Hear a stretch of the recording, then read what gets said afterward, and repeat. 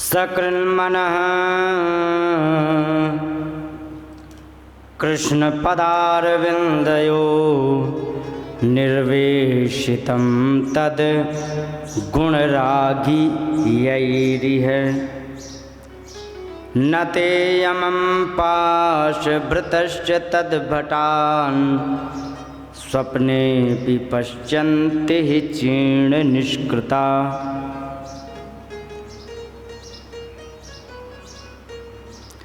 यहाँ पर नरकों का वर्णन प्रारंभ किया। 28 प्रकार के नरक बताए गए। अलग अलग कर्मों के अनुसार क्या क्या यातनाएं मिलती हैं उनका वर्णन जब करके सुनाया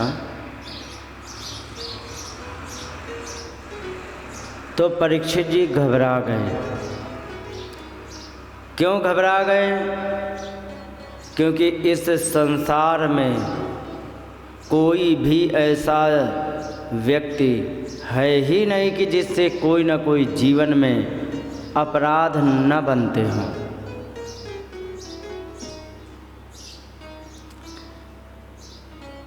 जीवन में अपराध होंगे, पाप बढ़ेगा।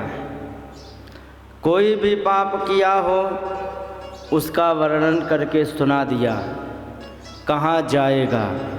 और जब पापों के परिणाम की फलश्रुति सुनी तो परीक्षित जी घबरा गए। जब परीक्षित जी घबराए तो कहा कि ये बताओ, नरक से बचने का कोई भी उपाय नहीं है? कि नहीं है, ऐसी कोई बात नहीं है। क्योंकि क्या कई सकृन् मनः, एक बार भी मन कृष्ण पदारविंदयो, भगवान के चरण कमलों में निर्वेशित तद्गुण रागयैरिह है, एक भी बार यदि भगवान के चरणों में मन लगा लेता है तो उसका परिणाम क्या निकलता है? तो क्योंकि न ते यमम, ना तो यमराज, पाशभृतश्च तद्भटान, हाथ में फंदे लिए हुए यमराज जी के जो दूत हैं वो भी स्वप्ने भी पश्यन्ति ही क्षीण निष्कृता, वो स्वप्न में भी नहीं दिखाई पड़ेंगे। क्षीण निष्कृता, पूरी तरह से तुमसे दूर हो जाएंगे। कभी भी जीवन में फिर यमराज का या यम के दूतों का स्वप्न में भी दर्शन नहीं हो सकता। जीवित तो मतलब ले जाने की तो बात छोड़ दो।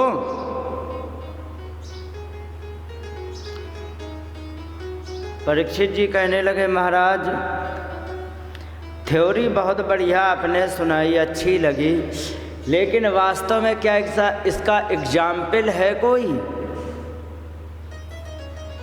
और कोई भी सिद्धांत को समझने के लिए उदाहरण की आवश्यकता बहुत आवश्यक होती है।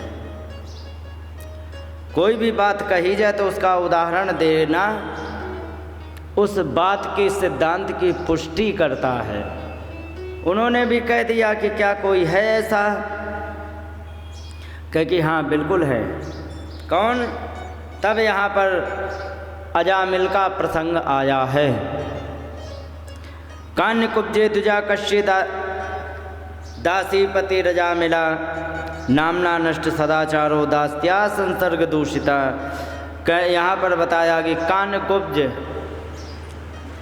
उत्तर प्रदेश में एक जिला है जिसका नाम है कन्नौज।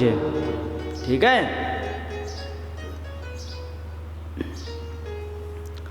कन्नौज को अगर जो मोबाइल में भी सर्च करेंगे तो दिखाई पड़ जाता है। इटावा, मैनपुरी, कानपुर के बीच में है कन्नौज जिला। उसका शास्त्रीय नाम कानकुब्ज है, समझे? जैसे अफगानिस्तान का नाम शास्त्रों में सिंधु देश कहा गया है, पटना को मगध कहा जाता था शास्त्रों में, है ना। और मध्य प्रदेश, जैसे आज मद्रास जिसको चेन्नई बोलने लग गए हैं, तो वो चेन्नई को मध्य प्रदेश कहा जाता था, जहाँ की एक लक्ष्मणा नाम की पत्नी भगवान की 8वीं थी। तो अलग अलग नाम हैं।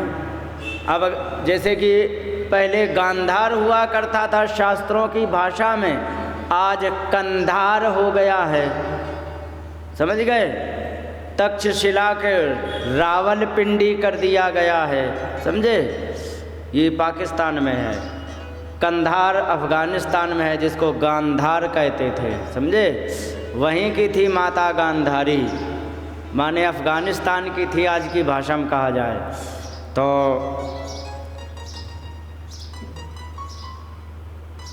शहरों के नाम बदल दिए गए, जैसे प्रयागराज का नाम असली नाम था प्रयागराज, उसको इलाहाबाद कर दिया गया था।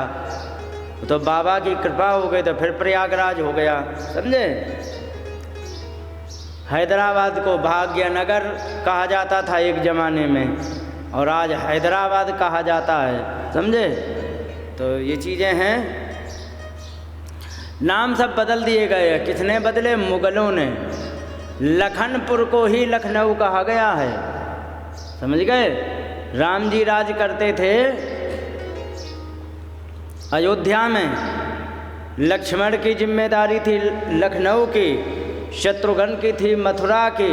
इस प्रकार से अलग अलग सब जगह ये राज किया करते थे। तो मथुरा का तो खैर नाम नहीं, मधुबन मथुरा दोनों मिलते हैं शास्त्रों में, लेकिन लखनऊ कहीं नहीं मिला है, लेकिन लखनपुर ज़रूर है।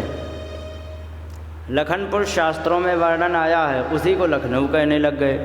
तो ये सब बदले गए हैं नाम, जानबूझकर। क्यों बदले गए हैं? अगर जो तुम्हारी पहचान मिटानी हो, कुछ नहीं, तुम्हें अपने पिताजी से अलग कर दिया जाए, माता पिता से तुम्हें अलग कर दिया जाए, तुम अपने आप को भूल जाओगे कि हम हिंदू हैं कि मुसलमान हैं कि सिख हैं कि ईसाई हैं, किस गांव के हैं, कौन हमारे रिश्तेदार है, कौन दादा दादी है, भूल जाओगे कि नहीं। यही करने का प्रयास किया गया था, ताकि नाम बदल दो। आगे आने वाली पीढ़ी जब नाम सुनेगी तो वो नाम शास्त्रों में कहीं मिलेगा नहीं, सारी इतिहास, सारा अपना इतिहास को भूल जाएंगे, समझ गए। ये एक प्रयास किया गया। 1000 साल रहा है भारत गुलाम दूसरों का, तो उसमें सारी दुर्दशाएं हुई हैं। तो कहने का मतलब कान्यकुब्ज नाम था, आज उसको कन्नौज कर दिया गया। वहाँ पर अजामिल थे, और अजामिल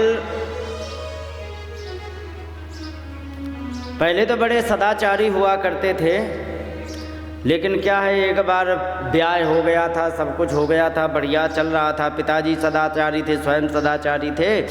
एक दिन जंगल में एक वैश्या को और वैश्या प्रेमी को एक साथ देख लिया। वो भी उसी वैश्या से प्रेम करने लगा। जंगल में समिधा लेने गया था हवन आदि के लिए। जब वो प्रेम करने लगा तो उसी वैश्या के चक्कर में आके माता पिता को छोड़ दिया, पत्नी को भगा दिया घर से, सब कुछ चौपट कर दिया, घर में रहने लगा। 10 पुत्र प्रकट हो गए, समझे। आखिरी का नाम नारायण रख दिया गया। आखिरी बच्चा बड़ा प्रेम करने के कारण, आखिरी बच्चे से बहुत प्रेम था, तो उसी प्रेम करने के कारण आखिरी बच्चे को हमेशा बड़ा ध्यान रखते थे। भागवत में आया है, भुंजानः प्रविवन खादन बालक स्नेह यंत्रिता भोजयन पाययन मूढ़ो नावेदागतमंतकम। भोजन कराते समय, पानी दूध पिलाते समय, कुछ फल आदि खिलाते समय बालक स्नेह यंत्रिता, बच्चे के प्रेम में वो यंत्रिता माने बंध गया,